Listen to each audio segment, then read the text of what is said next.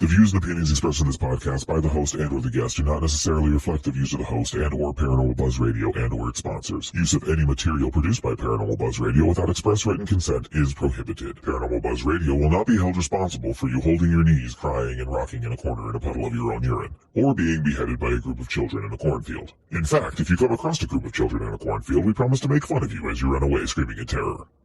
Listener discretion is advised. You are now entering the all-consuming realm of Shay's Paranormal Chat, where the things that are better left unsaid are actually said. Shut up and sit down.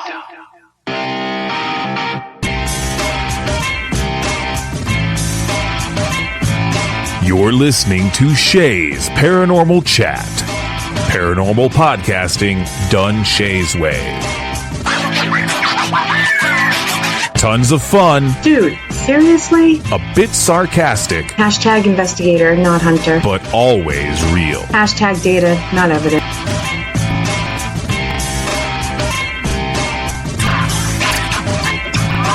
Don't get your panties in a twist. Oh my god, really? This is real, raw conversation.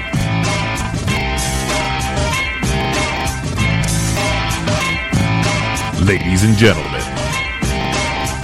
welcome to the show.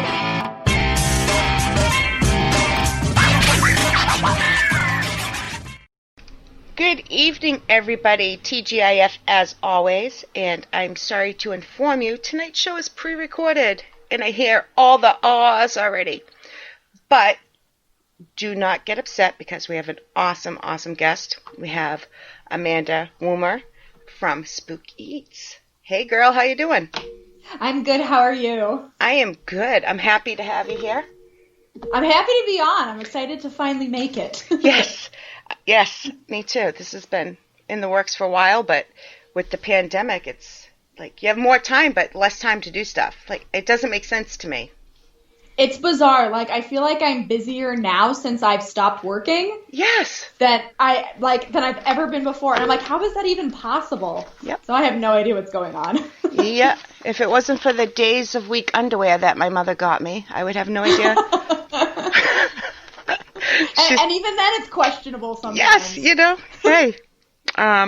So for anybody listening, we're not sure when this will air, so I just like throwing the date out there. Today is April 30th, and we're still right in the midst of the stay-at-home orders for most states. So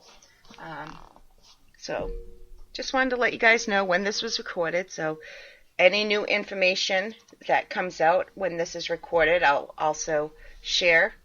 If she has any events, I'll make sure I get those out there too, because we can't actually say what events are coming up because we have no idea. Right? It's been interesting as I just watch the events drop like flies. Yeah.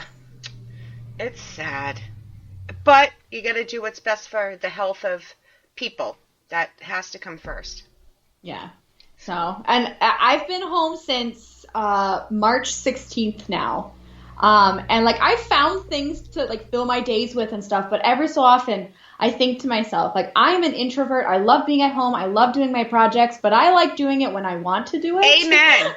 Yes. Me Not like too. being forced to do it. And it's like, I feel like, oh, I want to go somewhere and do something. I'm not sure what, but I just want to be able to go. So someday soon, hopefully. I am the same way. I am very stay-at-home oriented, very introverted. But as soon as you have that choice taken away, you want all of a sudden you don't opposite. like it anymore. Yeah, exactly. Exactly. I get it. So let's start off here. You want to explain to everybody, in case there's like that one person out there that does not know who you are. Do you want to explain what Spook-Eats is? So Spook-Eats is a paranormal website where I focus on haunted restaurants, bars, and hotels.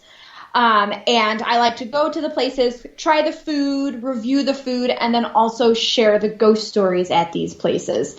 I found over the years that so many haunted locations are either really difficult to access to the general public, and then once you get into these places, a lot of times, like, they don't have electricity, they don't have heat, they don't have bathrooms. So unless you're like a hardcore paranormal investigator, that might not be like your ideal Friday night. So these places, like the restaurants and the bars and cafes, they're already open to the general public. They already want people to come in. And a lot of times they have just as many ghost stories and just as much history as, you know, the quintessential haunted places that everyone already thinks of. So for the price of a beer or an appetizer, you could potentially experience just as much paranormal activity as you would in, you know, an old, you know, hospital or an old orphanage or places like that. Exactly. I think it is one of the smartest ideas I've ever heard. I've always thought that since I was introduced to you. So it's brilliant. I'm going to say, it came kind of like almost out of like necessity, not necessity, but I was just thinking, you know, so many places highlight the already famous and infamous haunted places. You don't want to oversaturate the market, and, you know, Exactly. people won't find it interesting or unique or different. And I really didn't find anything online that really highlighted, you know, restaurants and bars. And it's like, I like to go out for a drink. I love eating food. And a lot of times, like, when you're traveling, you know, you have to eat wherever you are. So why not eat at a place that has like a lot of history, but also some creepy ghost stories as well? Exactly. So do you record them telling the story, or do you retell it? So I retell it. A lot of times people don't necessarily want their names out there. Like, they're fine with the stories being out there, but not necessarily their names. So I've started basically just kind of recounting the stories that people share with me, as well as recounting my own experiences. And the fun thing is like, you'll ask, you know, a place like, you know, oh, are there any ghost stories here? And you'll ask your waitress, Yep. or, you know, the maitre d', and then all of a sudden, like, there's just a horde of people around your table and everyone has a story to share, which I just think is the coolest thing, because I feel like when people have paranormal experiences, it feels like a very isolating experience. You think like, oh, I must be crazy, I didn't really experience that. Where when you actually find out that people have had these experiences, it's kind of this weird, like, unifying sort of thing that brings people together. Exactly. It's reconfirming that you're not crazy. Like, okay, Exactly. somebody else has done this. I love the little lesser known places. I really do. So. Yeah, and those are always my favorite. Like, they're always like really willing to like talk about their stories, and not that they're like, you know, they're more open to like the promotion because, you know, I'm getting their names out there and stuff. But a lot of times we'll go to places that are already really well known, or they have a big following, and they're kind of like, we don't really want Spook-Eats to come here. Who are you? Whereas like the smaller places, the dive bars, you know, those places that are kind of like, they're like off the beaten track, and you walk in and you're like, I already feel like I belong here. I'm at home. Yeah, exactly. Yeah. A lot of times, like, I'll walk into, like, a nicer restaurant and be like, oh my gosh, I'm the riffraff. I shouldn't be here. So it's, like, the smaller places that I love highlighting them and bringing attention to them, because a lot of times they go unnoticed because they're not featured on TV shows or podcasts, and a lot of people don't know about them, which is a shame because they're some of the best places out there. Yeah, I think so. Do you ever review their food? Oh, yes. So that's kind of like how I break up the articles on my website. Is I'll basically share the history of the location and the ghost stories of the location in two separate sections. And then I give it a spooky rating out of 10 and a yummy rating out of 10. Yes. I try to be pretty fair with the food reviews, just because I'm not a trained chef in any way. You know, like, I like to cook, I like to bake. I'm 1,000% amateur when it comes to that sort of thing. But I I like food. I like trying unique food. I used to live overseas, so like I've traveled extensively trying different foods. So I feel like I have a pretty daring, sense of taste, for lack of a better term. So I try to be pretty fair with that because I'm not a professional. I'm not a professional food critic.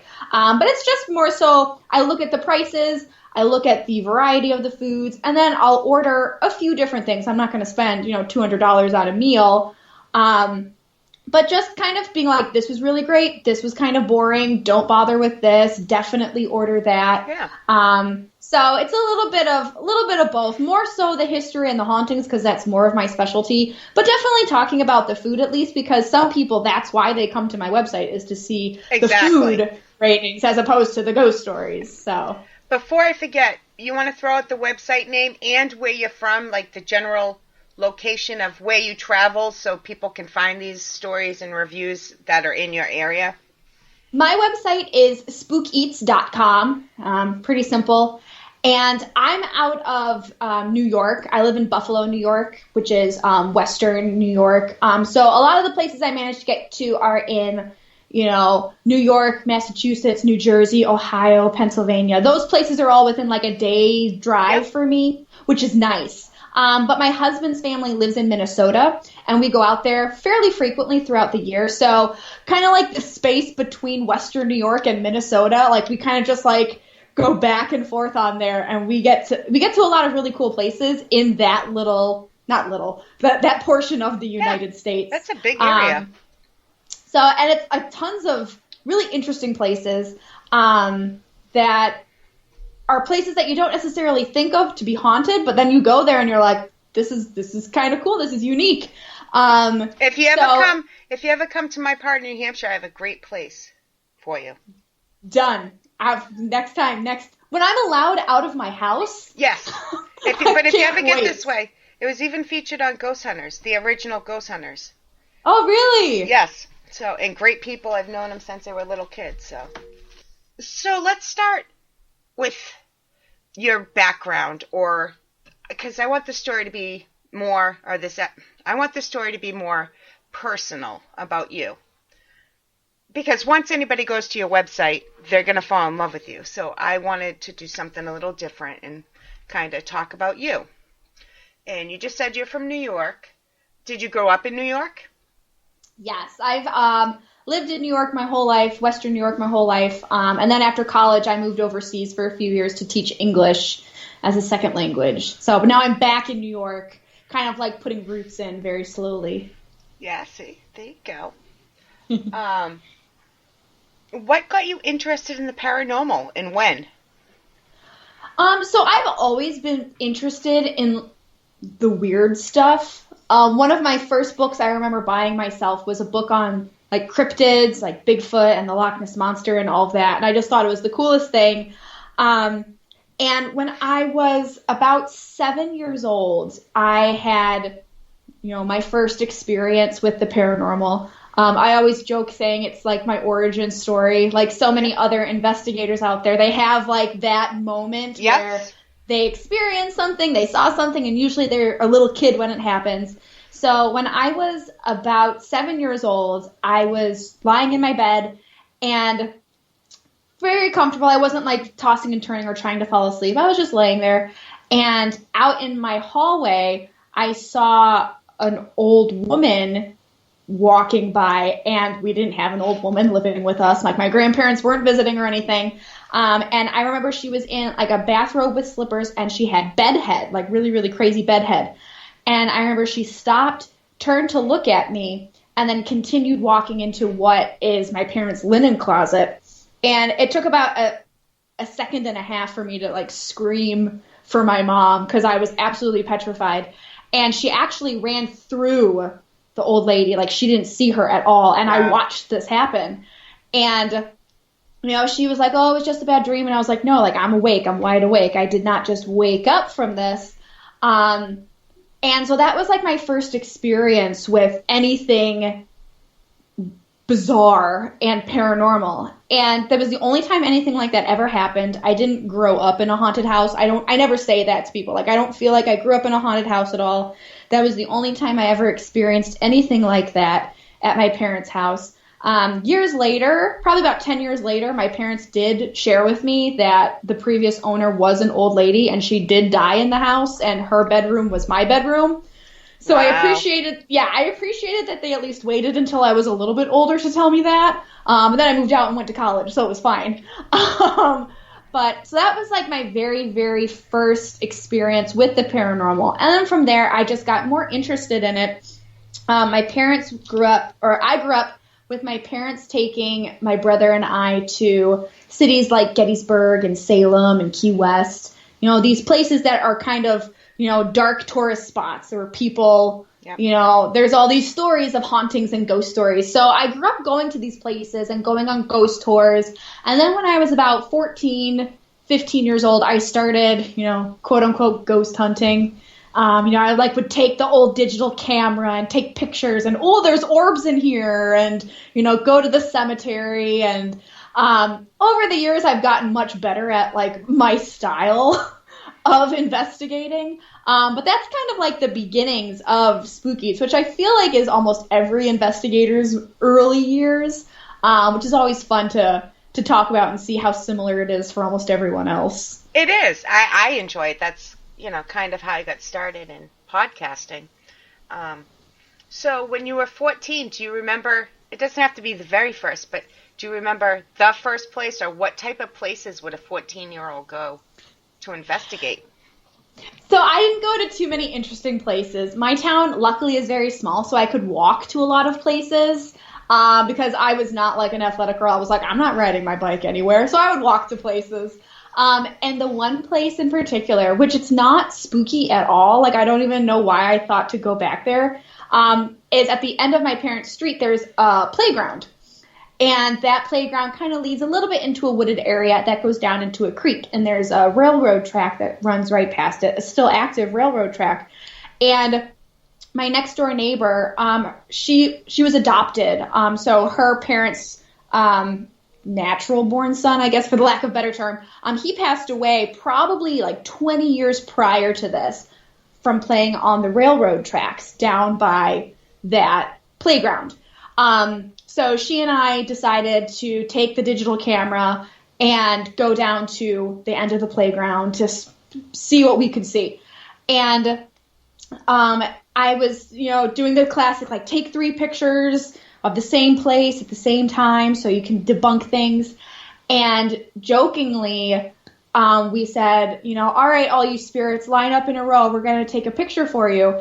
And in hindsight, I don't really necessarily think it was anything because I'm not a huge believer in them anymore. But I had in this photo, the first and last photo were totally like normal. There was nothing in it. And in the middle photo, there were 3 orbs of 3 different sizes, all in a perfect row. I have a hard time with orbs now. Yeah, but at 14... I know. At 14, I was like, oh my gosh, we caught these 3 ghosts, and they all stood in a line for us after we asked them to. So, like, that was, like, that's my first, like, conscious memory of investigating and thinking that I got something. And it just kind of, like, propelled me even more forward because I was convinced that I had captured something at the end of my street. And it's one of those things where I always tell people, like, you know, you don't have to go to, you know, cemeteries or haunted houses. Like, I feel like a ghost would be anywhere. Any place can technically be haunted. You just have to kind of, like, seek them out. You know, more places might be more, you know, concentrated. If you go to a place, you know, like Gettysburg that had an actual battle take place, that's more concentrated and the energy is heavier there as opposed to, you know, the playground at the end of my parents' street. Yep. But at the time I was convinced it was super impressive. It's a story I still like to tell people because it is one of my first, like, memories as, like, a ghost hunter, quote unquote. But whether or not it was anything, I don't know. Again, I'm not a huge orb supporter, but at 14, it blew my mind. But who knows if you didn't get those 3 quote-unquote orbs in that picture, who knows if your journey would have ever continued as far as it has. It might have just sparked enough, like, now we got to keep going. Now we need more answers. True. So, no, I should thank those 3 orbs in that photo. You know? So that was at 14. And so at 17, your parents told you, well, there really was a woman. So what was the next step? Like, was there something in between there, or did you just continue for 3 years on that path? And Yeah, it was just kind of off and on. It wasn't like every Friday night Right. I would go do stuff. It was definitely very well, sporadic at early 14, on. 15 years old, you also got introduced to boys. It was so funny. I never really did anything. I never really dated anyone until I met my husband when I was like 23, 24. So I skipped, luckily, like the awkward teenage dating years. Thank goodness. I had a few crushes, and like the way those went, I was like, thank God I never really dated anyone. See, that is luck. That is good. Trust me. Yeah. But I didn't really do too much on my own. Again, like I would join other groups every so often. I have a couple girlfriends that they've had different paranormal teams over the years that I would kind of join them every so often as like a guest investigator, but nothing was ever super concrete. I grew up right around 14, 15. I joined a local theater group, and every good theater has a good ghost story. Of course. Of course. So, of course, they had their ghost stories and stuff. So that was really where I spent most of my time, whether it was just doing, like, shows and stuff, like the artsy-fartsy nerd that I was, or investigating. Like, that was where I did most of my time looking for things and trying to capture evidence. So, again, in those early years, once I kind of had this theater as kind of like my home base almost, that was where I did most of my work. And even to this day, people will ask me, what's the most active place you visited or your favorite place? And I always go back to that one theater because just over the last 15, however many years I've been there, I've had so many experiences because I've spent so much time there. Exactly. So I would say it's like my spooky home away from home, which I love it there. Exactly. And I don't think that's nerdy or whatever. I can't remember the word you used. My daughter is into musical theater. And it takes a lot of courage to do that. Any part of it. A little bit of craziness, a little bit of insanity. Oh, she definitely has that too. So her first play ever, she played Wendy in Peter Pan. Like, oh my gosh! Like she got thrown in. So yeah. I'm gonna say that's trial by fire right there. Yeah. So. So when did Spook-Eats start? Spook-Eats was kind of floating around in my brain for a few years. Probably when I was about 23, 24, I started really thinking about... You look like you're 23 right now. Thank you. No, I just turned 30. Oh, you do. You look like 23, 24, so... Thanks. You're welcome. No, someone recently asked me if I had just gotten my driver's permit, and I was like, no, bro. Like... No, but thank you. Yeah. Don't look 16 at all. But I kind of got this idea to create a travel website that focused on the spooky places that I always loved visiting. I love travel. I've been traveling, my whole life internationally since I was 12. So travel is a huge piece of who I am. And so is the paranormal. So I was like, they go hand in hand with each other. You travel to haunted locations. So it was in my brain for a while, and in 2014, my brother was diagnosed with cancer, and he battled for 8 months to the day, and he passed away April 8th, 2015, and it was at that point where I always describe it as like my kick in the butt that I needed to actually finally act on, Spook-Eats. It took a few more years to actually officially create it. Spook-Eats started officially in 2018. So it took 3 years of me kind of still hemming and hawing and, visiting places and being like, well, this could be a Spook-Eats location. But it was really the passing of my brother that was the only reason why I ended up following through on Spook-Eats. I don't think I would have ever felt the need to do it if he was still here. But basically, my thought process was that before my brother got sick and much less passed away, I was always very confident in what I thought and what I believed with life and death and what comes next.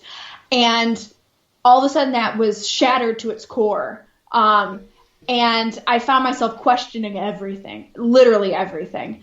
And I realized that the only comfort that I was getting was not by, going to church or volunteering. All these people have really uplifting ways of coping with the death of a loved one. I was not that person at all. I turned to alcohol and then I turned to the paranormal. And I would talk with friends who they would go to psychics and those were their personal experiences. Or I would talk to, paranormal investigators and they would share their experiences with me, not even realizing my brother's passed away. I'm literally you're my lifeline right now listening to your stories. And I realized that the only thing that really was bringing me comfort was these stories of the paranormal and, the kind of the journey to find proof of life after death by communicating with, with these spirits. And I definitely, after a while of finding a lot of comfort from these stories, realized I can't be the only person that's ever lost someone and then question what comes next, what can possibly come next. So that was kind of another reason why I focused on restaurants, bars, and hotels and places that are already open to the public, because other people are out there searching for answers after losing a friend or a loved one. And if Spook-Eats can provide a sort of roadmap or a travel guide to these locations that have paranormal claims, they could potentially go to these locations and find answers that they're looking for themselves. You can only be told so many things to make yourself feel better, but if you can actually go out and find those answers yourself, it's so much more comforting and so much more helpful. So that's really the heart and soul of Spook-Eats and really why I'm doing it. I also, my father died around the same time as your brother, actually May 13th, the same year. Yeah. Sorry. And it also makes you look at things differently because you realize you don't have the amount of time you thought you might have had, and anything can happen. And then you add the death of a loved one, and you need somewhere to put your energy into to take the focus off. Does that make sense to you? Oh, 100%. Yeah. And again, some of the places I've investigated, I share evidence with people or EVPs or photos, and it's you see that it's helping other people too. So Exactly. It's you're finding answers for yourself, but then also sharing it with other people. And it's this weird sort of recovery from everything being shaken, that it's been the most therapeutic thing for me to be able to find something to fill my days with and kind of a purpose. A focus, a purpose. Yes, to not only help myself, but hopefully potentially help others too. Exactly. You have a husband? Do you have any children? I'm actually pregnant with my firstborn right now. Oh, I'm pretending I don't know that. How does your husband handle all the paranormal? It's been interesting. He's actually the son of a pastor. So right away I'm like, is this okay? Because I know it's not going anywhere in my life. Yeah, it's I'm sorry, but I found out that Mr. Spook-Eats, as I call him on podcasts, he used to go to cemeteries and haunted places when he was, a young teenager, a young man, before I knew him. And he would go with, his buddies and some girls that they thought were cute. And, we're going to go ghost hunting. We're going to, let's record some messages and see if we get anything. And the whole point was to get the girls to freak out and cling to them. Of course. Of course. That's brilliant. Yeah. Brownie points for the way he tried. Exactly. The technique he used. Yes. I was going to say points for creativity. There you go. So when I was first starting out with this, I was is this okay? Because I know, especially in certain Christian groups, speaking with the dead and things like that. It's like a huge no-no. And he goes, oh no, I think it's super cool. So he's totally fine with it, but his only rule is do not bring anything home with you.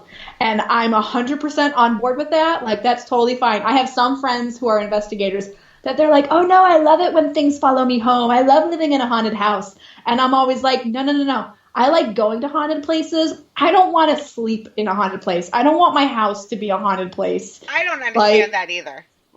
Yeah, no. Like, I want to be able to sleep at night and not think, because I live in an old house. So, I mean, it makes noises like it's its job.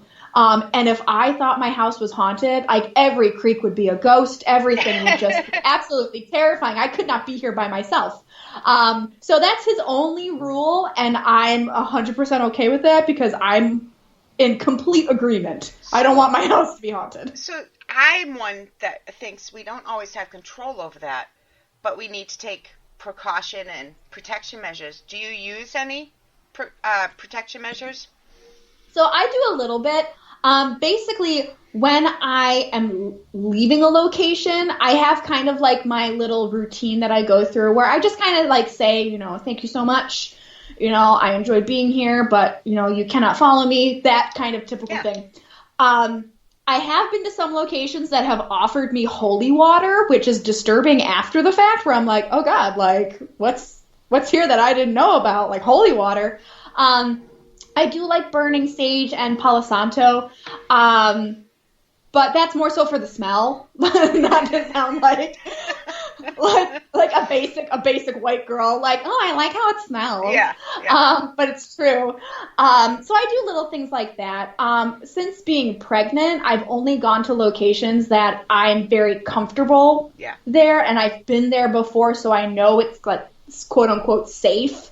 But obviously since lockdown, there hasn't been much investigating anymore. But I do a little bit of precautionary, things. And again, like, there are some places that I've been to by myself. I've been there for, years and years and years, and nothing has ever followed me home. So I'm hoping that they find me, like, particularly boring or something and not worthy of. I also think it's also a matter of intent.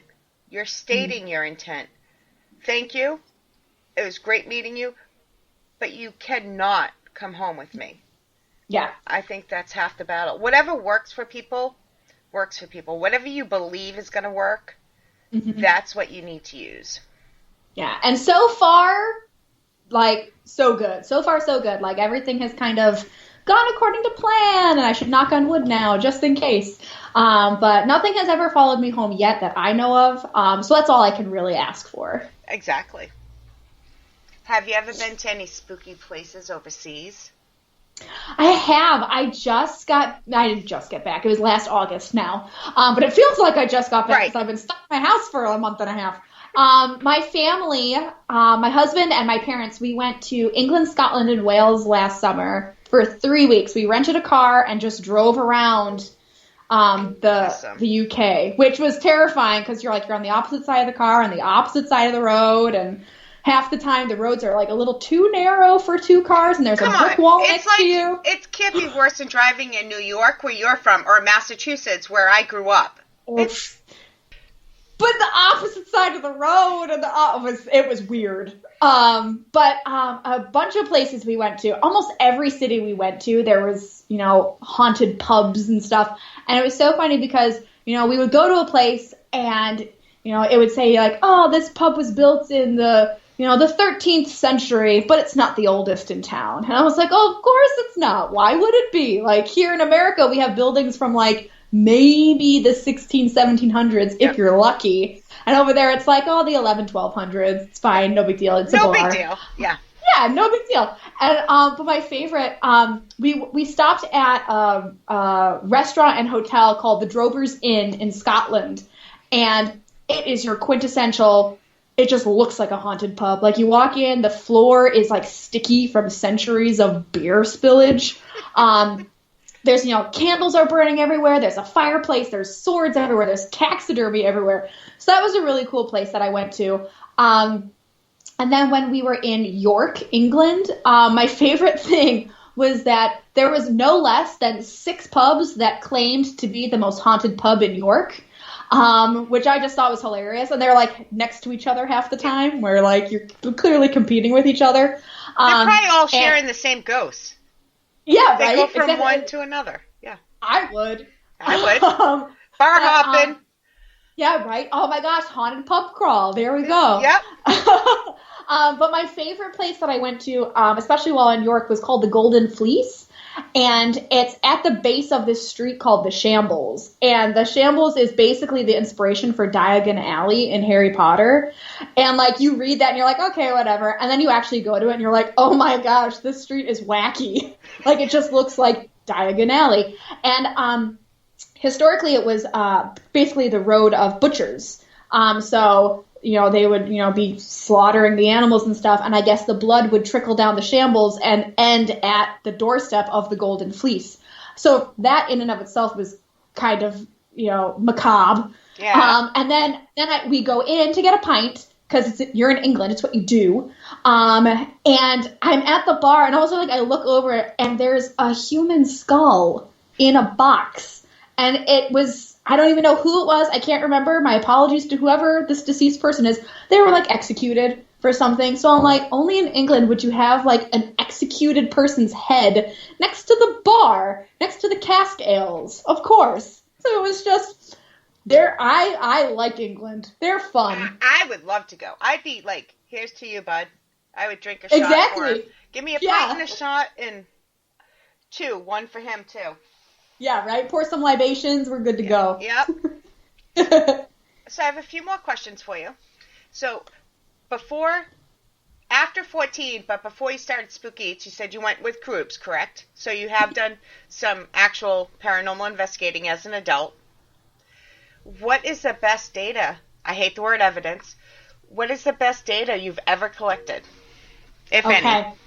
Yes. This is a good question. So since starting Spook-Eats, I've definitely gotten more, I won't say the word professional, because that's just, I feel like, very pretentious when it comes to the paranormal. There's no professional paranormal investigators, but you can do it professionally. Like, you can be professional when you're doing it. I like that. Yes, we'll go with that. Yeah. So I've been doing it a lot more lately. I have a heck of a lot more equipment, and much better equipment than I did at 14. But the place where I got the absolute best data was at this theater that I grew up going to. It's called the Ghost Light Theater in North Tonawanda. No pun intended. I know. Everyone always says that, like, ghost as in, like, boo, ghost light. And I was like, yeah, the ghost light. And that comes from, I guess, a theater superstition is that you always leave a light on in your theater for the ghosts. It's the ghost light. So I guess, like, right now with the pandemic happening, all these theaters are closed. They should all have their ghost lights on. But it was about a year or so after my brother had passed away. And it was a private investigation only open to theater members. It was a sort of fundraiser for the building. If you raised a certain amount of money, you could come and investigate the theater for 4 or 5 hours. And I was there. My parents were there. The owners, his son was there, and he was one of my brother's best friends. He was like a brother. And while I was investigating, I was down in the basement with my one girlfriend who has a team, and it was just the two of us. We were on opposite sides. We even said, like, we're splitting up. Like, I don't want to hear you. You don't want to hear me. Let's go our separate ways. And I was doing a little EVP session, and I don't know why it was put on my heart to talk to my brother, because, like, my rule is I don't try to communicate with friends or family who have passed on. Me too. Because it's a slippery slope. Like, you could become absolutely obsessed with it, and you don't necessarily know who exactly you're talking to. You'd like to think this is who you're talking to, but you might not be quite right. So, but for whatever reason, it went against my personal rule, and I just was sitting there, you know, asking all of, like, the professionally questions. And finally I was like, dude, I just need to know. Are you okay? I just need to know that you're okay, and then I'll be okay. And that was all I asked, and then I kind of, like, kept going through, like, my usual kind of questions. And obviously at the time I didn't realize it, but the next day when I was reviewing it, I captured an EVP down in the basement of an answer to that question. And it sounded like my brother when he was about 11 years old. So he passed away when he was 19. But 11 was about like the height of his career at this theater. Like he played Oliver in Oliver Twist. Like he was, he was adorable. So it sounded like my brother at about 11 years old saying, "I'm fine." And it's like you can hear the echo. It's amazing. And it's funny because I said to my girlfriend who was down there with me that night, I was like, it's funny because I know it's not you because you have a really deep, sultry voice. And she just started laughing. But I was like, no, but that helps though, that I know it wasn't me. It wasn't her. And there was no one else down there with us. Everyone else was, up in like the main theater area. So that was amazing in and of itself. At the end of the night, another woman who was, who has her own team came up to me and she said, I don't want to upset you, but I think I found Jed, my brother. And I was like, what are you talking about? And she showed me a photograph on her phone that she captured that is in the exact same place that I got the EVP. Wow. And it is a carbon copy of a family photo that we have of probably 5th or 6th grade, Jed's first day of school photo. I mean, and you can see like his long brown shaggy hair. You can see his face. You can see he's got a green t-shirt on. You can see the backpack. And it's mind-boggling. Like you look at it and people have said, well, it's clearly photoshopped. And I say to them, it's an old family photo with like negatives and stuff. How would she? Exactly. She has no access to this photo. And it was on her phone with like the timestamp on it and everything. Yeah. So I always say, like, if I had just gotten that photograph, that would have been enough for me. And if I had just gotten the EVP, that would have been enough. But you put them together?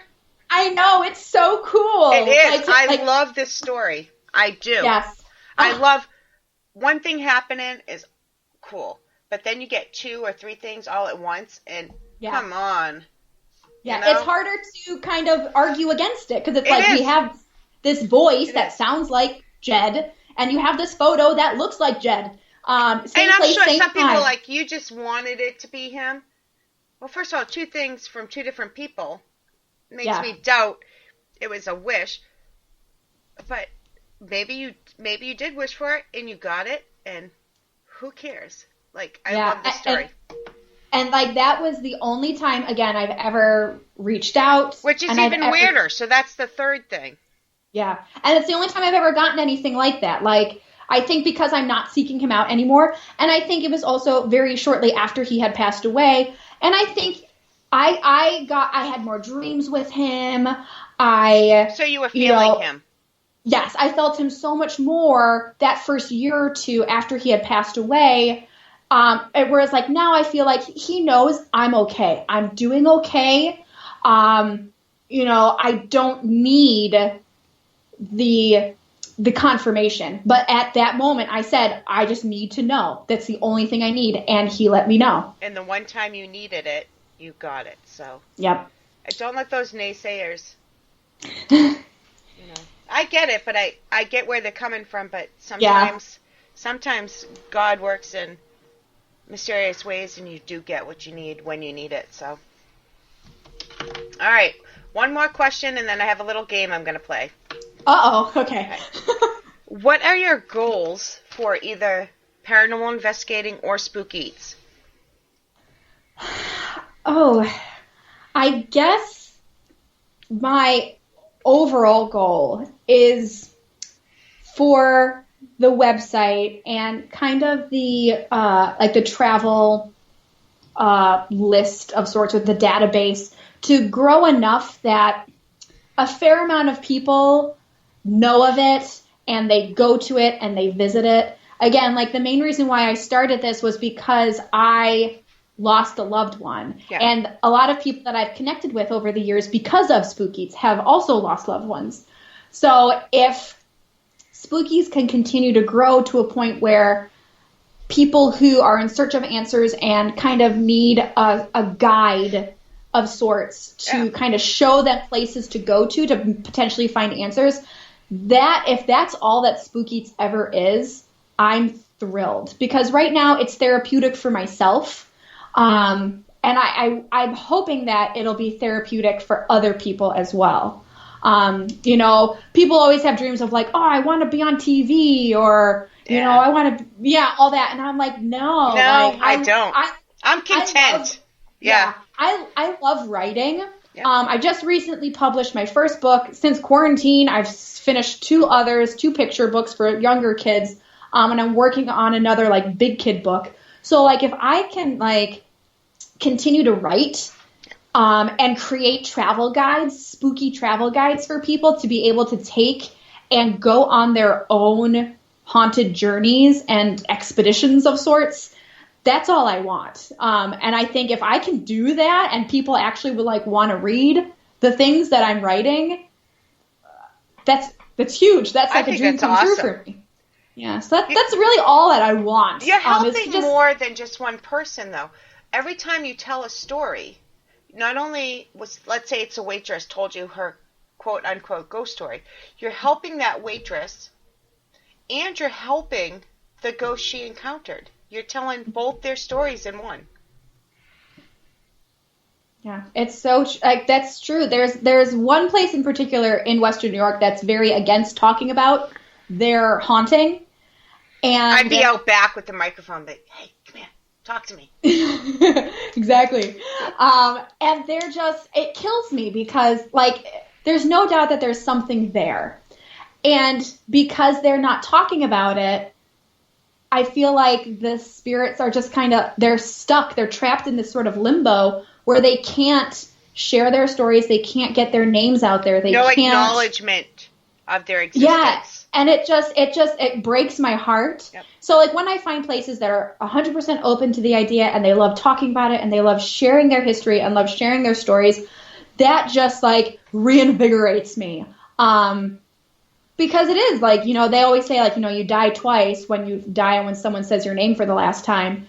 And there are some places that I investigate on a fairly regular basis that you know the names of the spirits that are haunting it and you call them out by name. And in a way, it's like they're still going on in a way because you're interacting. If you keep, in my opinion, every time you think of somebody or you mention their name out loud, they're still here with us somehow. Their memory lives on. Yeah, I agree 100%. Yeah. Before I forget, and I'm very sorry I forget the actual full name of your book. It's something Atlantis. Atlas. So it's the Haunted Atlas of Western New York. There we go. I remember the black cover. Yeah. Where can people find it? Because I heard it's a very good read. I haven't had a chance myself yet, but I heard it's awesome. So like locally, it's available here in Western New York at a couple of haunted locations, such as Iron Island Museum, the Ghostlight Theater, like I mentioned before, and Greystone Manor, as well as at Paranormal Oddities, which is an amazing paranormal shop around here. I was gonna say they're great. I love it. You go there and you spend about 3 hours by accident. And then also a couple of independent bookstores, like Off the Beaten Path, as well as the Bookworm. Those are where they're available here in Western New York. Outside of Western New York, unfortunately, it's only available on Amazon. So I always like tell people like, oh, it's fun to support the little guys, but if you're not in Western New York, you have to support Amazon. If you're in Western New York, go to the small places and get it. But if not, Amazon is great too. Yeah. Yep. So it's available in print and in ebook. So if you don't want to have to wait for delivery, delayed deliveries, it can go right to your Kindle or e-reader. There you go. I did. I've heard great things about it. Cool. All right, you ready for my game? Okay. Yeah, I think so. All right. So it's called This or That. I'm just going to give you 2 options. Don't think about it. It's like 5 questions. Okay. The first one that comes to your mind. Okay. Ready? Yeah, I think so. I always say there's no wrong answers, but if you get a beep, that means you're wrong. Okay. No. All right, here we go. Investigator or hunter? Investigator. Data or evidence? Evidence. Provoking or no way? No way. Residential or commercial? Oh gosh. Commercial. Orb or dust? Dust. Recorder or video camera? Recorder. Demon or asshole ghost? Asshole ghost. There we go. Ding, ding, ding. See, that wasn't that bad. No, that wasn't. Residential or commercial threw me for a loop. I was like, but I've never investigated anyone's house, so it's got to be commercial. Yeah. So, yeah. No, see, it's just fun. If I'm like in person front of people, if they say something opposite of me, I'll go, eh. I love this. Hopefully when life gets back to normal, you can come back and join me and talk about your other books that hopefully by then they'll be out.